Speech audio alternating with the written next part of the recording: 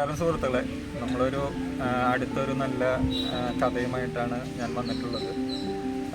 ഇത്തവണയും നമ്മൾ പറയാൻ ഉദ്ദേശിക്കുന്നത് പഴയ 80s പറയുന്ന ഒരു പൊങ്ങച്ച കഥയാണ്. അതായത് ഒരു ഇന്ത്യക്കാരനും ഒരു ജപ്പാൻകാരനും ഒരു അമേരിക്കക്കാരനും അങ്ങനെ ഇവർ ഒരു കടപ്പുറത്ത് ഒത്തുകൂടിയിട്ട് അവരുടെ രാജ്യത്തെക്കുറിച്ചുള്ള പൊങ്ങച്ചങ്ങൾ ഇങ്ങനെ പറഞ്ഞുകൊണ്ടിരിക്കുകയാണ്. അങ്ങനെ ഇരിക്കുന്ന സമയത്ത് അമേരിക്കക്കാരൻ പറഞ്ഞു, ഞങ്ങൾ ഭക്ഷണം കഴിച്ചു കഴിഞ്ഞാൽ പാത്രങ്ങളൊക്കെ ഇങ്ങനെ എന്താ പറയുക, തിളപ്പിച്ച വെള്ളത്തിൽ സ്റ്റെറിലൈസ് ചെയ്തിട്ടാണ് ഞങ്ങൾ സൂക്ഷിക്കുന്നത് എന്നുള്ള രീതിയിൽ പറഞ്ഞു. അടുത്ത ഊഴം ജപ്പാൻകാരൻ്റെ ആയിരുന്നു. ജപ്പാൻകാരൻ പറഞ്ഞു, ഞങ്ങൾ പാത്രങ്ങൾ ഉപയോഗിച്ച് കഴിഞ്ഞ് കഴിഞ്ഞാൽ അത് സ്റ്റീമിൽ അത് സ്റ്റെറിലൈസ് ചെയ്തിട്ടാണ് ഞങ്ങൾ യൂസ് ചെയ്യണത്.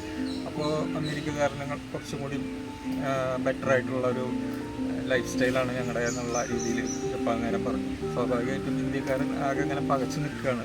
പെട്ടെന്ന് ആൾക്കൊരു ആശയം തോന്നി. ആൾ പെട്ടെന്ന് പറഞ്ഞു, ഞങ്ങളുടെ നാട്ടിൽ ഭക്ഷണം കഴിച്ചു കഴിഞ്ഞാൽ പാത്രം പിന്നെ ഉപയോഗിക്കാറില്ല.